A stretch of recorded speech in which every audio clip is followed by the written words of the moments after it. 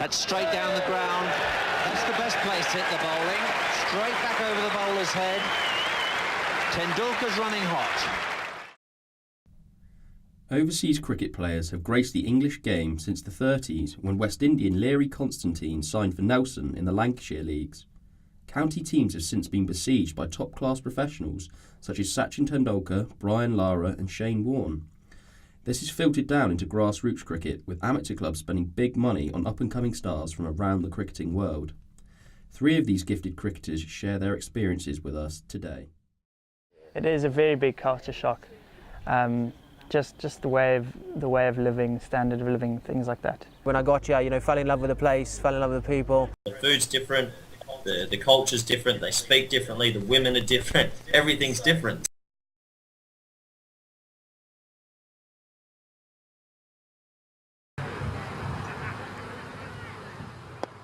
There is often a decent cash incentive for overseas cricketers, but one might wonder why West Indians, South Africans and Australians would leave their sunny paradise for a cold, blustery summer in England.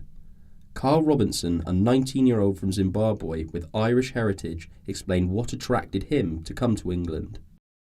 I'm certainly not here for the money. I'm here for the experience, trying to develop myself as a cricketer. So if I do get to a higher level, I'll know a lot more conditions than hopefully most of the other players, because I've explored most of the world.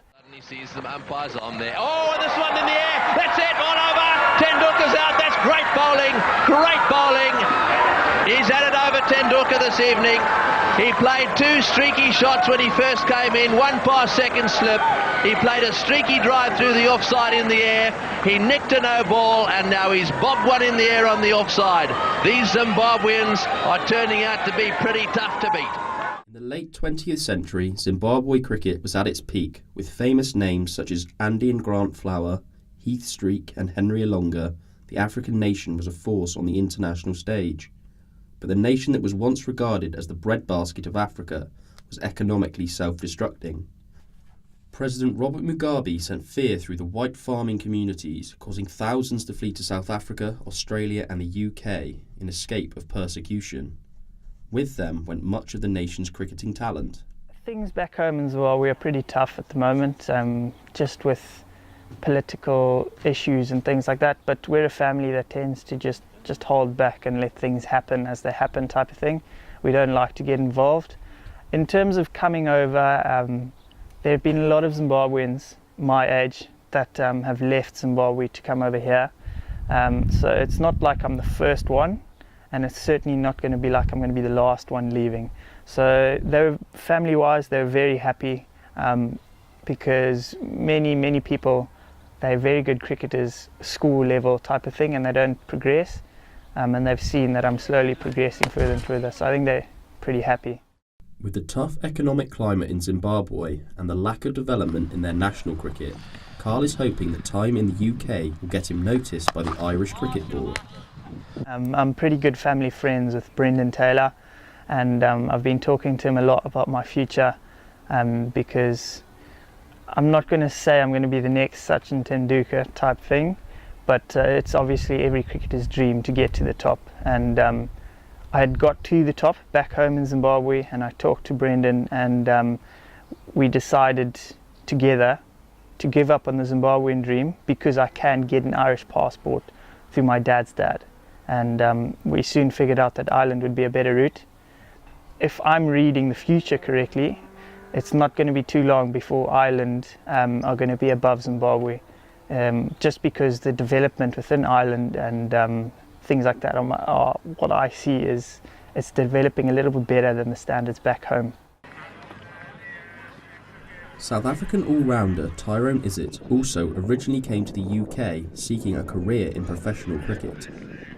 The first thing was me to come over and try and make it. Obviously I was playing in South Africa through the age groups for a provincial team there called Northwest. Made it through the ranks, and then they just kind of sent us away for the winter. It was either do we do a winter program or do we go and play cricket for a winter over here. And my coach played at Frenchie, so I had the opportunity to come and play here. Flew over in 2010, had a season here, and ever since then I fell in love. I had an opportunity, played a couple of games, played a game for Somerset, so I thought I might set up here and try and make it. But yeah, it hasn't really worked out, but still playing cricket now. Despite realising that he's unlikely to make it as a full-time professional cricketer, the attraction of living in England remains appealing. In South Africa at the moment, it's not the greatest times that they're having, work-wise, and also in terms of playing cricket there. There's not many opportunities at the moment. It's going to take some time getting that sorted out. And with me having, obtained a passport, I thought, might as well take the opportunity to stay here now. Never saw myself living here. And then finally when I got here, fell in love with the place, fell in love with the people, looked after really well. And then once, I went back to Australia to go and play there, and then when I came back, I just made a decision. I'm getting to the age now where it's either do I play cricket and go back and forward, or do I make a life out of living here in the UK. Not all overseas players see cricket as the primary reason for coming to the UK. Australian Corey Rutgers, who has played in both the UK and Holland, has ulterior motives. He joined me on a Skype call from Holland. Yeah! I remember mentioning to Mum that next year I'm going to go to Europe for 4 or 5 months. I want to go travel, just backpack around, enjoy myself, maybe not 4 or 5, probably 2 or 3 months. And then she was the one that said the idea, well, because I was still playing cricket at a casual level, I'm not taking it overly seriously, I was still doing okay. She said, why don't you try and see if you can get a contract, focus on your cricket a little bit more, because in that way, if you do get a good contract to a certain team or an amateur team in England, they can sort you out flights, they can give you accommodation, and if you get that, why don't I do my travels after that? So I'm saving a bit of money, I get to experience a bit of Europe, I get to travel during the season. It was my mum's idea originally. After a successful year with Congsbury Cricket Club in Bristol, Corey was hooked on European life. Made a lot of friends really quickly, fit into the club really, really well, fit into the Bristol lifestyle greatly. I met a girl straight away and had the best first year. It was good fun, and then after the season I went and travelled for about a month and a half through Europe on my own on a Contiki trip, and then a few weeks later I'd stayed in Bristol and enjoyed myself and had a partner there at the time. My mum flew over and we spent another 6 weeks there travelling, and it was an absolute pleasure. I loved it to bits. European lifestyle is just so social, especially here in Holland. It's been unbelievable. You go out on a Monday midday and people are so open to having a coffee and they have the time, and it's just the big dynamic is well different from Australia. Australia's a big country, yes, but we've only got a small population of 20 million. You can fly from Perth to up north where I live, 2-hour flight or a 16-hour drive, and I'm still in the same state. Over here, I think I've seen 20 to 25 countries now. You catch a 1-hour flight, you're from Amsterdam to Bristol. Another hour, you're from Amsterdam to Munich. It's unbelievable. And then you land in a different place. The food's different, the culture's different, they speak differently, the women are different, everything's different. So, and that's exciting. I think coming from a country where we're on the other side of the world, and it's great, we're safe, it's beautiful, but we don't have a history. We're only 1855, 56, being discovered around that time, and then, yeah, and don't get me wrong, it's lovely, but we don't have a history and a culture. You can go for a walk here and you can go see a church or a chapel that is older than my country. Whether it's furthering their cricketing education, moving abroad to look for work, or even to escape a country riddled with economic and political problems, the benefits for young cricketers to come to the UK is clear to see.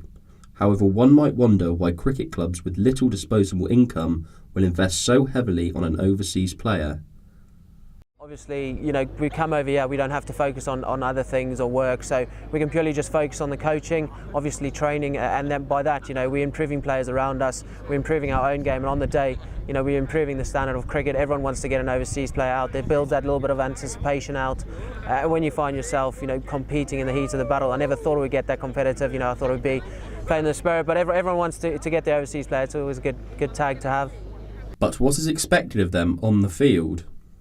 They were very expectant. Obviously, every club is. When they get an overseas player, they want them to do a job. They want them to, put themselves in a position to win them games. But in our situation, it was more of my coach played here. I had a club player play here before. So when I joined the club, they kind of knew more about me before I even got here. So I didn't have to introduce myself as much. Made to feel welcome. I think French has bought overseas players for the last 10 years. And with that, it helps because they know how to deal with them. They kind of know what background they come from because we all came from the same club.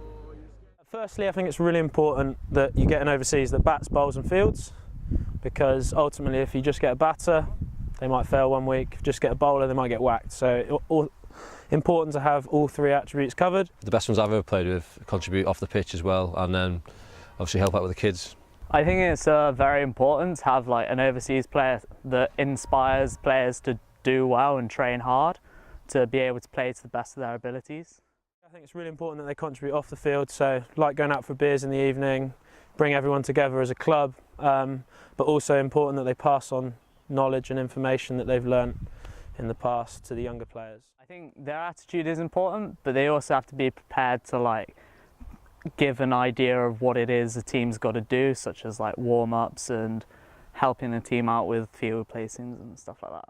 Travelling to the other side of the world can be a daunting prospect, especially if you do not know anyone. It is a little bit daunting that first probably 2 weeks to a month, but as soon as you make good friends and that, it honestly makes it very relaxed. Yeah. And most people around sporting scenes, especially cricket, it's very social. Don't think there's any club that's ever gotten an overseas player and just left them on their own. Clubs these days are pretty well equipped to, when you have an overseas, it's not like, they don't just show you the ground and this is training. Usually 1 or 2 members from the club will always offer you to come out, would you like a dinner in the first week, things like that, just to make you feel more at home, and that's good as well. Yeah, the Congsby group have been very nice, very nice bunch of lads. They know that I'm far from home, so they've all been very friendly and try to make me fit in type of thing. In terms of culture, yeah, it's very different.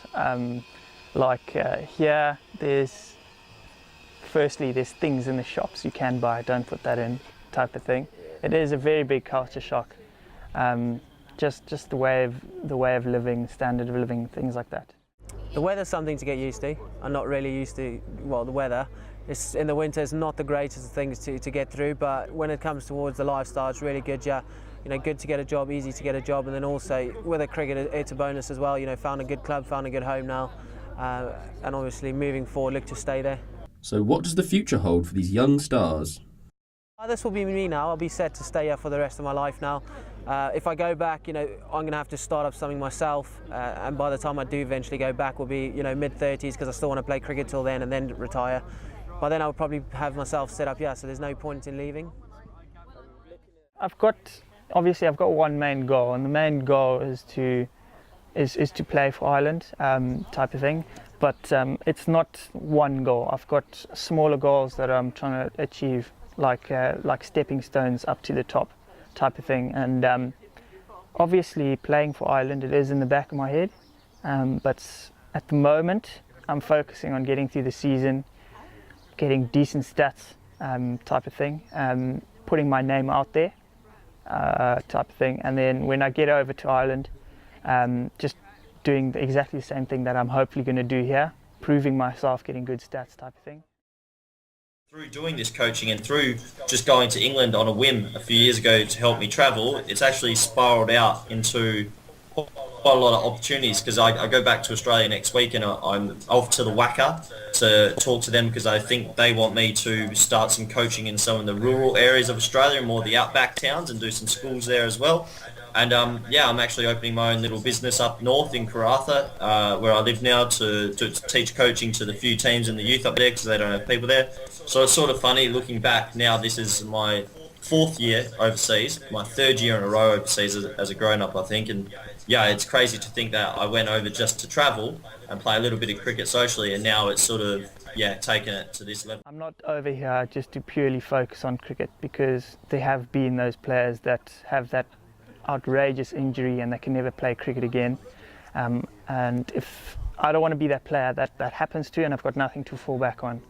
So once I've left England now, and when I go over to Ireland for university, I'm not going to completely drop cricket, but I'm going to focus mainly on getting a degree, and then I'll come back to cricket and purely focus on cricket once I've got that degree. Overseas cricketers come to the UK seeking to improve their own game and others around them.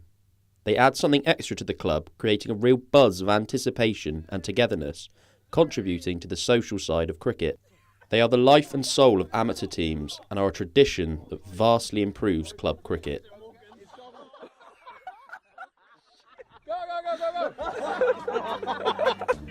I don't like